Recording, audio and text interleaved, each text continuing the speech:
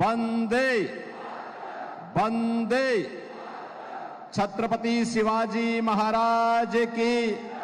भारत को एक नए भारत की दिशा में अग्रसर करने का मार्गदर्शन दिया है और हिंदू धर्म रक्षक स्वराज के अभियान के नेतृत्वकर्ता छत्रपति संभाजी महाराज की इस पावन धरा को, और जिस पावन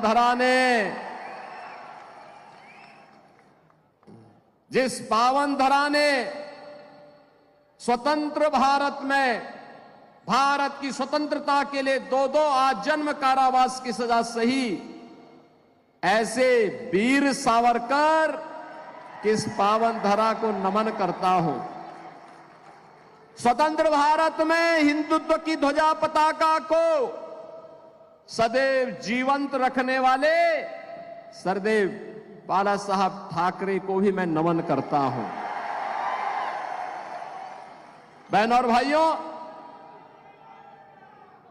मैं जब यहां पे आता हूं, यहां के बारे में सुनता हूं, मुझे बहुत आश्चर्य होता है कि छत्रपति शिवाजी महाराज की पावन धरा में जब इस देश में मुगलों का आतंक था,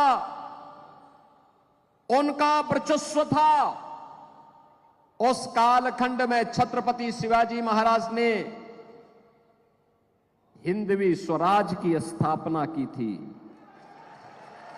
उस कालखंड में जब औरंगजेब हिंदुओं पर जजिया कर लगा रहा था और जो कर नहीं दे सकता था उसका जबरन मतांतरण करा रहा था, उस कालखंड में औरंगजेब के दंभ को चकनाचूर करके छत्रपति शिवाजी महाराज ने हिंदवी स्वराज का झंडा बुलंद करने का काम किया था और हिंदुस्तान के माथे को गर्व के साथ ऊपर उठाने का कार्य किया था। लेकिन मुझे आश्चर्य होता है मुझे इस बात को लेकर के। मैंने सुना है कि कांग्रेस के प्रदेश के अध्यक्ष यहां आए थे और अपने संस्कारों के अनुरूप कह रहे थे कि कांग्रेस की सरकार आएगी तो राम मंदिर को धुलवाएगी। अरे यूपी की जनता तुम्हें उस लायक ही नहीं छोड़ेगी कि अयोध्या पहुंच भी पाओगे। अयोध्या में राम मंदिर का निर्माण भारत की 140 करोड़ लोगों की भावना का प्रतीक है। भारत के अंदर जब हमारा महाराष्ट्र देश के अंदर के सभी लोग मिलकर के मोदी जी के नेतृत्व में अपने वोट की कीमत को समझे हैं और मोदी जी का यशस्वी नेतृत्व उन लोगों ने स्वीकार करके मोदी जी को भारत का प्रधानमंत्री बनाया, तब कांग्रेस के कलंक को समाप्त करते हुए मोदी जी ने अयोध्या में राम मंदिर के निर्माण का मार्ग प्रशस्त किया है और आज तो अयोध्या में रामलला विराजमान हो गए हैं। मैं तो अयोध्या से ही आया हूं, कल ही मैं अयोध्या था। मुझे जब भी मौका मिलता है मैं अयोध्या जाता हूं। बहनों और भाइयों, ये भारतवासियों के लिए इससे बड़ी गौरव की बात क्या हो सकती है कि 500 वर्षों का इंतजार आज भारत के अंदर समाप्त हुआ। अयोध्या में रामलला फिर से अपनी जन्मभूमि में विराजमान हो गए। राम मंदिर का भव्य निर्माण हो गया है। जो लोग पहले कहते थे, ये कांग्रेस के लोग ही कहते थे ना कि अयोध्या में अगर हिंदुओं के पक्ष में फैसला होगा तो दंगा हो जाएगा, यही कहते थे, धमकाते थे, खून की नदियां बह जाएंगी, भारत पे हमला हो जाएगा। इन लोगों को पता ही नहीं कि नया भारत है, ये नया भारत है। बोलता नहीं है, करके दिखाता है। छेड़ता नहीं है, लेकिन अगर कोई छेड़ता है तो छोड़ता भी नहीं है। हमारा संकल्प था कि रामलला हम आएंगे, मंदिर वहीं महाराष्ट्र से हजारों की संख्या में कार सेवक आए थे अयोध्या में राम मंदिर निर्माण के लिए। और मैं तो देख रहा था अपने राज्यसभा के हमारे माननीय सांसद श्री अजीत जी, ये तो 6 दिसंबर 1992 को भी वहीं थे, अयोध्या में ही थे। आज उनसे मुलाकात हो रही है। मैंने उनको बोला, मैंने कहा कुछ शकल जान पहचान लगती है आपकी? तब उन्होंने कहा मैं भी 6 दिसंबर को अयोध्या में ही था। बहनों और भाइयों, ये जो लोग कह रहे हैं ना कि कांग्रेस की सरकार आएगी तो राम मंदिर को दुलवाएंगे, रामलला इनको इस लायक ही नहीं छोड़ेंगे कि इनकी सरकार आए। वो नौबत ही नहीं आने वाली है। 4 चरणों के चुनाव संपन्न हो गए, 5वें चरण में आपको मतदान करना है बहनों और भाइयों। और मैं भी कह सकता हूं पूरे देश के अंदर जो नारा गूंज रहा है, एक ही स्वर है, एक ही स्वर है, और हर ओर से एक ही नारा गूंज रहा है, और वह है कि फिर एक बार, फिर एक बार, फिर एक बार, और अब की बार, अब की बार। तो जनता से पूछते हैं तो जनता जनार्दन उन्हें क्या जवाब देती है? जनता जनार्दन भी जवाब देती है कि जो राम को लाए हैं, जो राम को लाए हैं, और मोदी जी राम को लाए हैं तो मोदी जी फिर से आएंगे। कोई संदेह नहीं, कोई संदेह नहीं होना चाहिए बहनों और भाइयों। मैं तो आज आपसे कहने के लिए आया हूं, चुनाव के बहाने चंद्रशेखर बावनकुले जी मुझे यहां लेके आ गए। वैसे गालना में हमारा आश्रम है, हमारे मेरे गुरु भाई योगी बिलासनाथ जी वहां विराजमान होते हैं, और मैंने कई बार प्रयास किया, लेकिन बहनों और भाइयों इसी बहाने मैंने कहा चलो मैं चलता हूं। इस बार मैं जाऊंगा तो मालेगांव के अपने भाइयों को, धुलिया के अपने बंधुओं को, सबको मैं, बहनों और भाइयों को मैं आज अयोध्या में प्रभु राम लला के दर्शन करने के लिए आमंत्रण जरूर दूंगा। बहनों और भाइयों, भारतीय जनता पार्टी आज भारत को आत्मनिर्भर और विकसित भारत बनाने के संकल्प के साथ इस चुनाव में उतरी है। चुनाव हमारे लिए केवल सत्ता प्राप्त का साधन नहीं है।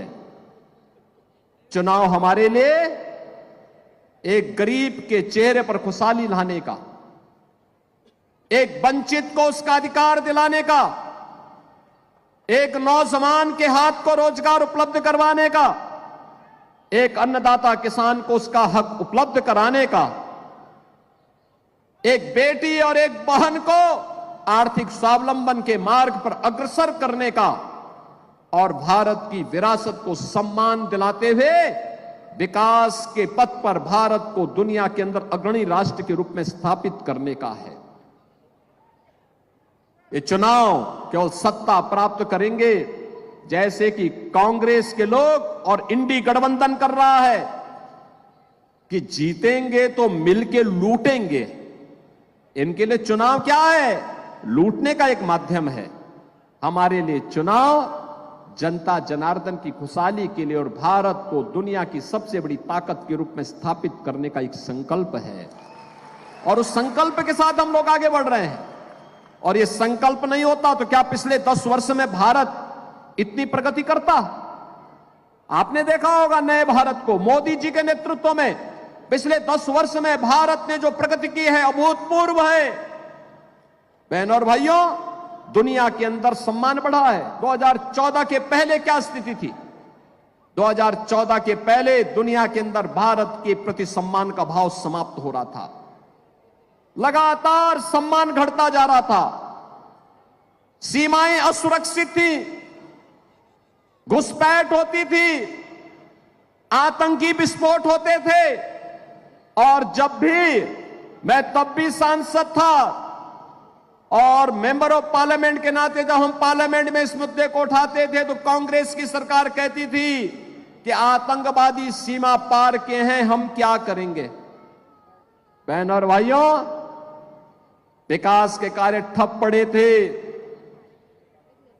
भ्रष्टाचार चरम पे था, गरीब भूख से मरता था, किसान आत्महत्या करता था, नौजवान पलायन करता था, बेटी और व्यापारी सुरक्षित नहीं थी और हर हिंदू पर्व और त्योहार के पहले दंगे हो जाते थे। यही होता था ना। लेकिन बहनों और भाइयों, 14 के बाद कैसे परिवर्तन हुआ है। आज दुनिया के अंदर सम्मान बढ़ा है, सीमाएं सुरक्षित हुई हैं। सीमाएं सुरक्षित होने के साथ साथ आतंकवाद और नक्सलवाद पर नकेल कसी गई है। अब तो जोर से कहीं पर पटाखा फट जाए ना तो सबसे पहले पाकिस्तान सफाई देता है, कहता मेरा हाथ नहीं है। अब ये सीमा पार का आतंकवाद समाप्त। पाकिस्तान कहता है मेरा हाथ नहीं है, बकस दो बस एक बार, अब कुछ नहीं कर रहा हूं मैं। और पाकिस्तान, मैं तो कहना चाहता हूं, जो लोग ये पाकिस्तान के समर्थन में बात करते हैं ना, इनको पाकिस्तान ही भेज देना चाहिए, जाए वहां भीख मांगे। देख रहे हो वहां पे भारत 80 करोड़ लोगों को पिछले 4 वर्ष से फ्री में राशन दे रहा है और मोदी जी ने कहा अगले 5 वर्ष तक देंगे। और पाकिस्तान में लोग भूखों मर रहे हैं। पाक अधिकृत कश्मीर में किस प्रकार का नजारा है, अराजकता है। लोग 1 किलो गेहूं के लिए लड़ रहे हैं, आटा के लिए लड़ रहे हैं, आपस में मारपीट कर रहे हैं, आगजनी हो रही है, तोड़फोड़ हो रही है। और मैं तो कहूंगा इन पाकिस्तान परस्तों से जाए पाकिस्तान में भीख मांगे, पाकिस्तान में कंगाल बन करके वहां पर इनके दिमाग ठिकाने न लग जाए तो अपने आप ठीक हो जाएंगे। बहनों और भाइयों, खाएंगे भारत के अंदर और जो गाएंगे पाकिस्तान का, उनके लिए हिंदुस्तान में कोई ठिकाना नहीं होना चाहिए, कोई ठिकाना नहीं होना चाहिए। जो लोग कहते हैं मोदी जी ने क्या किया है, बहनों और भाइयों, उनको सबसे पहला जवाब दीजिए, उनको सबसे पहला जवाब दीजिए कि जितनी पाकिस्तान की आबादी है उससे ज्यादा लोगों को मोदी जी ने 10 वर्ष में गरीबी रेखा से उभार करके खुशहाल जीवन जीने के लिए एक मार्ग प्रशस्त किया है। उनको बताइए, पाकिस्तान की आबादी 23 करोड़ और मोदी जी ने 25 करोड़ लोगों को गरीबी से उभारा है। यह है नया भारत। बहनों और भाइयों, आयुष्मान भारत 60 करोड़ लोगों को 5 लाख रुपए की सुविधा, और मोदी जी ने कहा है कि 70 वर्ष से ऊपर के हर एक वृद्ध नागरिक को, वृद्धजन को 5 लाख रुपए प्रतिवर्ष आयुष्मान भारत की सुविधा उपलब्ध करवाएंगे, स्वास्थ्य की सुविधा उपलब्ध करवाएंगे, फ्री में उपलब्ध करवाएंगे। बहनों और भाइयों, 50 करोड़ गरीबों के जनधन अकाउंट खुले हैं।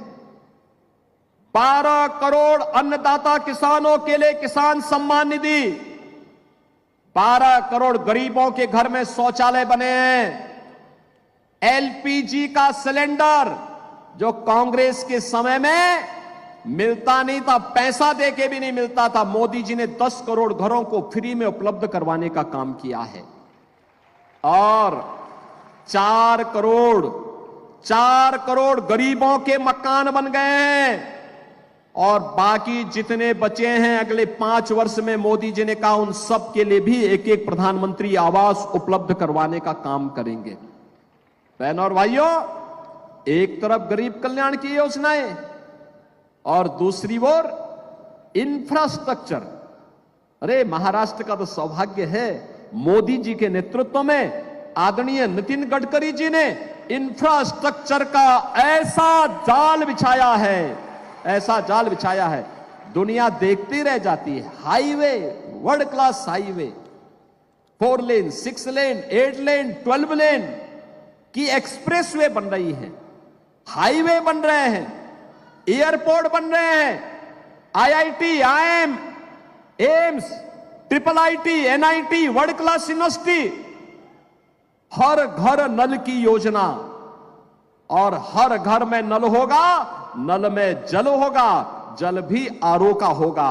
यह भी मोदी जी के नेतृत्व में आज पूरे देश के अंदर लागू हो रहा है। और बहनों और भाइयों, ये तो मैं आपको धन्यवाद देने के लिए आया हूं। आपने यहां पर डॉक्टर सुभाष जी भामरे को अपना मेंबर ऑफ पार्लियामेंट बनाया था और बना रहे हैं।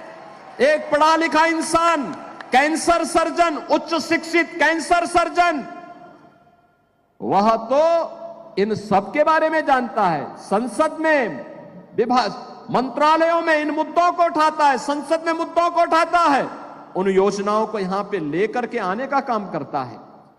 एक तरफ यह भारत और दूसरी तरफ कांग्रेस के नेतृत्व में इंडी गठबंधन। बहनों और भाइयों, एक बात बताऊं मैं आपको, ये जो कांग्रेस है ना, हमें एक गफलत छोड़ देनी चाहिए कि ये कांग्रेस महात्मा गांधी वाली कांग्रेस है। ये महात्मा गांधी वाली कांग्रेस नहीं है।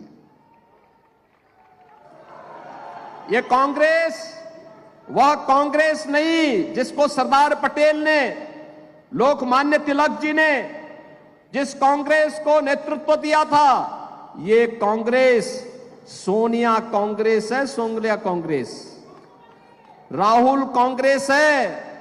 ये कांग्रेस अब इसका जो परिवर्तित रूप है, ये परिवर्तित रूप इसका क्या है? ये परिवर्तित रूप है, यह अपने आप तो कुछ कर नहीं सकती, इसने किया भी नहीं है, ये करना भी नहीं चाहती है, लेकिन यह इसका जो घोषणा पत्र है, इलेक्शन मैनिफेस्टो जो इन्होंने जारी किया है, अगर इनके इलेक्शन मैनिफेस्टो को अगर आप देखेंगे तो बहनों और भाइयों आपको लगेगा कि ये मुस्लिम लीग का मैनिफेस्टो है, कांग्रेस का नहीं लगेगा। दूसरा, इस पे इसने जो घोषणाएं की हैं, ये कहती है 2-3 चीजें इतनी खतरनाक हैं।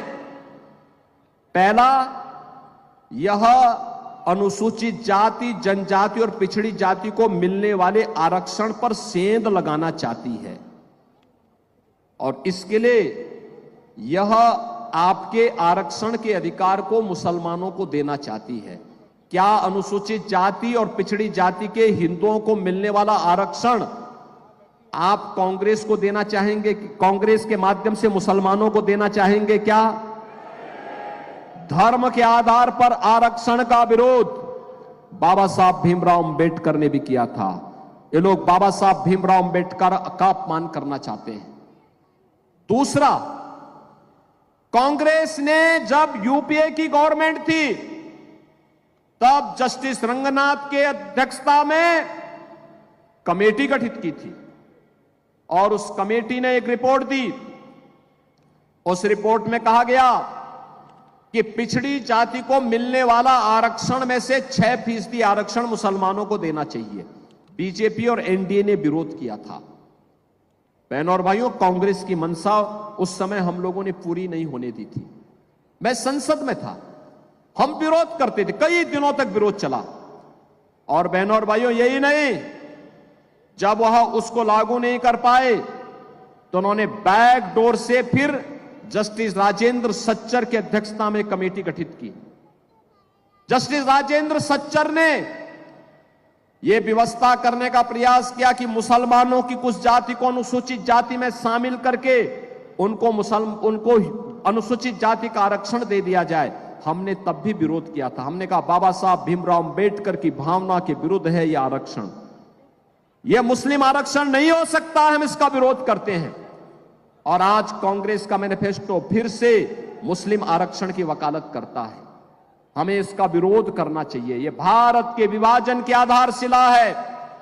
दूसरा, बहनों और भाइयों, कांग्रेस के शहजादे क्या कह रहे हैं?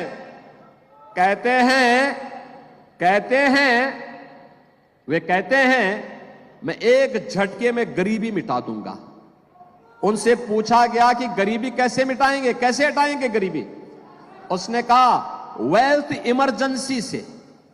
यानी इमरजेंसी और कांग्रेस ये दोनों एक दूसरे के पूरक हैं। इमरजेंसी कांग्रेस के डीएनए का पार्ट बन चुका है।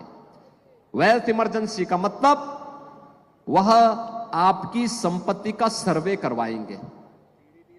संपत्ति का सर्वे करा करके फिर उस पे एक विरासत टैक्स लगाएंगे। आपके बाप दादों की जो संपत्ति होगी, आपके ग्रैंडफादर ने, आपके फादर ने, आपकी मदर ने जो संपत्ति अर्जित की है और वो संपत्ति स्वाभाविक रूप से आपके पास आई है, उसमें से आधी संपत्ति कांग्रेस के लोग और उनके सहयोगी जबरदस्ती लेकर के फिर मुसलमानों को बांटने का प्रयास करेंगे। क्या आप इसको स्वीकार करेंगे? क्या इसको स्वीकार करेगा क्या हिंदुस्तान? और बहनों और भाइयों, इसीलिए मैं कहता हूं ये कांग्रेस का विरासत टैक्स या औरंगजेब का जजिया कर है। औरंगजेब की आत्मा घुस गई है कांग्रेस में, और इसलिए बहनों और भाइयों, क्या औरंगजेब को ये देश बर्दाश्त करेगा? क्या महाराष्ट्र बर्दाश्त करेगा? क्या आप इसको स्वीकार करेंगे? क्या? और इसीलिए मैं आपसे कहने के लिए आया हूं, कांग्रेस को स्वीकार नहीं करना है। कांग्रेस को एक सिरे से खारिज करना है। एक कांग्रेस और इसके सहयोगी सारे लोग एक जैसे हैं। जैसे कांग्रेस वैसे सहयोगी, वे सभी के सभी लोग इसी प्रकार के कार्य में लिप्त हैं। आज तो मैंने इस बात को देखा। मैं एक समाचार पत्र पढ़ रहा था और समाचार पत्र में मैं देख रहा था कि किस तरीके से इनके द्वारा चुनाव प्रचार किया जा रहा है और चुनाव प्रचार में किस प्रकार की बातों का यहां पर खुलासा किया जा रहा है। यह मैं मुंबई का ही देख रहा था, और मुंबई में मैं देख रहा था कि मुंबई में एक प्रत्याशी है, यानी मुंबई ब्लास्ट का 1993 का जो दोषी है, उसका एक अभियुक्त दोषी है इकबाल मूसा, वह इंडी गठबंधन के प्रत्याशी के लिए वोट मांगते हुए दिखाई दिया है। अब आप मुझे बताओ, क्या आप मुंबई ब्लास्ट के अपराधियों को स्वीकार करेंगे? क्या जिन लोगों ने हजारों लोगों को मारा हो, जिन लोगों ने हजारों करोड़ की संपत्ति को नुकसान पहुंचाया हो, वे खुलेआम वोट मांगे? क्या इसको हम स्वीकार करेंगे? बहनों और भाइयों, मैं आज आपसे कहने के लिए आया हूं, एक बात कहने के लिए आया हूं। भारतीय जनता पार्टी और सहयोगी दल ही, एनडीए ही भारत को सुरक्षा दे सकती है। और किस रूप में दे सकती है, इसका मॉडल मैं आपको बताता हूं। उत्तर प्रदेश में मैं पिछले 7 वर्ष से चीफ मिनिस्टर हूं। 7 वर्ष में उत्तर प्रदेश में तो 6.5 करोड़ मुस्लिम आबादी है। आपने कभी वहां दंगा सुना है क्या? 7 वर्ष में कोई दंगा नहीं हुआ, कोई दंगा नहीं, कोई कर्फ्यू नहीं, दंगा भी नहीं, कर्फ्यू भी नहीं। और साथ साथ जितने भी बड़े बड़े माइक लगे हुए थे ना ऊपर, वे सब उतार करके रख दिए गए हैं। सड़क पे कोई नमाज नहीं होती है, अब कोई सड़क पे नमाज नहीं होती है। और मैं आपसे कहने के लिए आया हूं, मैं, बहन और भाइयों, अगर हमने अयोध्या में रामलला को विराजमान किया है, तो जितने दंगाई थे, जितने बड़े बड़े माफिया कांग्रेस ने और समाजवादी पार्टी ने वहां पाले हुए थे, इन सब की हमने राम नाम सत्य है की यात्रा भी निकाल दी है। ये सब निकल गए, सब गायब हो गए। कुछ लोग तो बोलते थे कि साहब बस हमें जेल डाल दीजिए। हमने कहा जेल नहीं, तुम्हारी जगह तो जहन्नुम है, जहन्नुम। और इसलिए बहनों और भाइयों, मैं आप सभी से ही कहने के लिए आया हूं, कांग्रेस की घोषणा पत्र में एक और बात लिखी गई है, और वह लिखी गई है कि अगर कांग्रेस नेतृत्व की सरकार बनेगी तो कांग्रेस अल्पसंख्यकों को उनकी रुचि के अनुसार खान पान की स्वतंत्रता देगी। बहनों और भाइयों, मैं पूछना चाहता हूं, ऐसा कौन सा खान पान है जो बहुसंख्यक और अल्पसंख्यक जिसमें मत भिन्नता रखते हैं? वह केवल गौ मांस है। हिंदू जो भी होगा वो कहेगा कि नहीं, गाय हमारी माता है, जन्म जन्म का नाता है। हमारे पास तो उदाहरण है छत्रपति शिवाजी महाराज का। जब गौ हत्यारे को उन्होंने देखा कि ये कसाई गौ माता पर बर्बर अत्याचार कर रहा है, तो उसका काम तमाम करवा दिया था उन्होंने। और यही मैं कहने के लिए आया हूं, बहनों और भाइयों, ये कहती है कि आएंगे तो गौ हत्या करने की छूट देंगे। क्या आप यहां मालेगांव में और धुलिया में क्या ये कांग्रेसी लोगों को क्या यहां पर गौ कसी करने की, गौ हत्या करने की छूट देंगे क्या? अरे राम मंदिर का जो पुण्य प्राप्त हुआ है आपको, उस पुण्य को गौ हत्या करवा के पाप में नहीं बदलना है।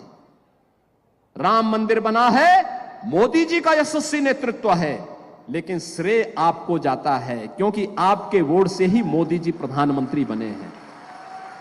पुण्य तो आपको भी प्राप्त हुआ है, और इसीलिए आपसे मैं कहने के लिए आया हूं, यूपी में तो हमने सभी स्लॉटर हाउसेज ही बंद करवा दिए। न रहेगा बांस, न बजेगी बांसुरी। बंद करो इसको। बहनों और भाइयों, मैं आज इसीलिए आपसे कहने के लिए आया हूं, इसीलिए मैं आज आपके पास आया हूं। हमें कोई संदेह नहीं होना चाहिए, कोई संदेह नहीं होना चाहिए। एक ही लक्ष्य होना चाहिए, एक ही भाव होना चाहिए। ये कांग्रेस और इंडी गठबंधन, इनका कोई लक्ष्य नहीं, इनका कोई उद्देश्य नहीं, इनकी कोई नीति नहीं, इनके पास कोई नेता भी नहीं। ये जितने दल हैं उतना ही दलदल में भी हैं। इनके पास देश के लिए किसी प्रकार का कोई इनके पास विजन नहीं है, और इसीलिए इनका मिशन भी नहीं है। यह तो केवल और केवल देश के विभाजन की आधारशिला रखना चाहते हैं, देश की कीमत पर सत्ता चाहते हैं। हम देश सर्वोपरि मानते हैं, भारत सर्वोपरि मानते हैं, राष्ट्र के लिए सब कुछ समर्पण, सब कुछ समर्पण। अगर हमारी सत्ता कभी देश के मार्ग में, भारत के नवनिर्माण में, भारत के विकसित भारत की संकल्पना में बाधित बनेगी, हम सत्ता को ठुकराएंगे। पहले भारत के विकसित भारत के निर्माण के मार्ग पर आगे बढ़ेंगे। लेकिन ये कांग्रेस के लोग देश की कीमत पर सत्ता चाहते हैं, हमें इसको स्वीकार नहीं करना चाहिए। और इसलिए गुमराह कर रहे हैं, झूठ बोल रहे हैं। केवल इनके पास अब एक ही अस्त्र बचा है, और वह बचा है केवल अफवाह फैलाने का, गुमराह करने का, मनगढ़ंत आरोप लगाने का। केवल यही एकमात्र इनके पास बचा हुआ है, और इसलिए गुमराह नहीं होना है। हमें तो भारतीय जनता पार्टी और एनडीए के प्रत्याशियों को विजयी बना करके मोदी जी को तीसरी बार देश का प्रधानमंत्री बनाना है। इसलिए बनाना है जिससे छत्रपति शिवाजी महाराज की हिंदवी स्वराज के सपने को हम स्वतंत्र भारत में साकार कर सकें। इसलिए बनाना है जिससे सरदार बाला साहब ठाकरे के सपनों के साकार करते हुए एक ऐसा भारत बनाना है जिस भारत में खुशहाली हो, जो दुनिया को नेतृत्व देने वाला हो, हमारी बेटी भी और व्यापारी भी सुरक्षित हो, अन्नदाता किसान के चेहरे पर खुशी हो, हर नौजवान के हाथ को कार्य हो। ऐसा आत्मनिर्भर और विकसित भारत बनाना है, और इसके लिए भारतीय जनता पार्टी आपके सामने है, एनडीए आपके सामने है। और इसलिए मैं आप सबसे अपील करूंगा, इस सीट पर डॉक्टर सुभाष जी भामरे पहले भी सांसद आपने बनाए थे, आज फिर उनको बना करके भेजना है। और इसीलिए मैं आपसे कहने के लिए आया हूं, मैं आज अयोध्या से अपना कार्यक्रम स्थगित करके सीधे आपके पास आया हूं, आपसे विनम्र अपील करने के लिए इस सीट पर डॉक्टर सुभाष जी भामरे चुनाव विजयी बनकर के जाएं और फिर आपको लेकर के अयोध्या में रामलला का दर्शन करने के लिए आए। मैं उनसे भी कहूंगा, यहां के जितने भी हमारे एमएलएज हैं, इनसे भी कहूंगा ये सब एक साथ आए, मुझे केवल एक बार सूचना दे देंगे। आज अयोध्या नई अयोध्या बन गई है बहनों और भाइयों। ऐसे लगता है जैसे भगवान राम के समय की अयोध्या फिर से आ गई हो। बहुत अच्छी कनेक्टिविटी हमने दे दी है, बहुत अच्छी व्यवस्था कर दी। जो लोग अयोध्या गए होंगे पिछले 3 महीने में, उनको वहां की व्यवस्था अच्छी लगी होगी ना, कोई दिक्कत तो नहीं आई वहां। जो गए थे वे अभिभूत होकर के आए हैं, अंतःकरण से अपने पूर्वजों का धन्यवाद करके आए हैं कि जिस कार्य के लिए उन्होंने संघर्ष किया था, आज रामलला को देख करके आ रहे हैं। और अयोध्या एक नई अयोध्या के रूप में है, और उस नई अयोध्या के लिए मैं आपको आमंत्रित करने के लिए भी आया हूं। अयोध्या का दर्शन एक बार जरूर करिए, आप आइए, और जब आना हो तो मुझे एक बार सूचना जरूर दे दीजिए। बाकी आपकी कोई समस्या नहीं होगी, सारी समस्या का समाधान हम अपने आप करेंगे। मेरी आपसे अपील होगी कि डॉक्टर सुभाष जी भामरे को कमल चुनाव चिन्ह पर, परसों 20 मई को ही इलेक्शन है, और एनडीए के प्रत्याशी जहां भी है पूरे महाराष्ट्र के अंदर, उन सभी 13 सीटों पर एनडीए के प्रत्याशियों को भारी बहुमत से विजयी बना करके भेजिए। बहनों और भाइयों, इस बार का चुनाव ऐतिहासिक होना चाहिए।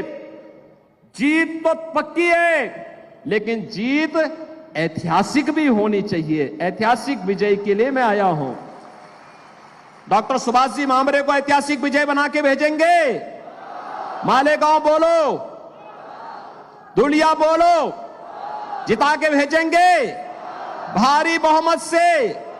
पीछे के हाथ भी ऊपर दिखने चाहिए। मुझे बताओ, आश्वस्त करो, सभी लोग सहमत हैं? जिता के भेजेंगे। चुनाव के दिन कमल ही कमल दिखना चाहिए। दिखेगा तो फिर मेरे साथ बोलेंगे, भारत माता की, भारत माता की, भारत माता की, छत्रपति शिवाजी महाराज की, छत्रपति शिवाजी महाराज की। जय श्री राम, जय श्री राम, जय जय श्री राम।